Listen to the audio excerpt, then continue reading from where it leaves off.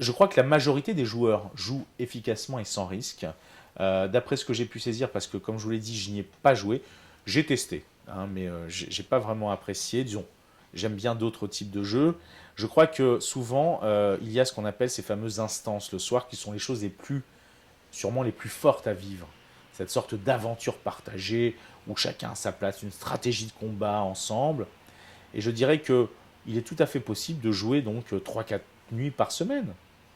Au lieu de regarder votre fameux film de 20h30 ou tel programme de télé-réalité koh, bah, vous allez jouer sur votre MMO et le soir vous avez ce qu'on appelle ces fameux rendez-vous d'instance. Et la plupart des joueurs jouent comme cela, hein.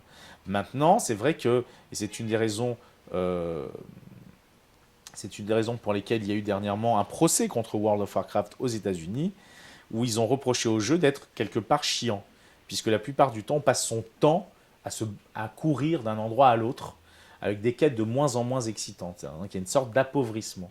J'ai envie de dire que c'est un phénomène, même si WoW dure depuis 6 ans, c'est vrai qu'on voit bien comment des réseaux sociaux disparaissent. Je ne suis pas sûr que Facebook, dans 5 ans, ait encore autant de succès. Parce qu'on est en train de rendre compte que Twitter est en train de remplacer Facebook, etc.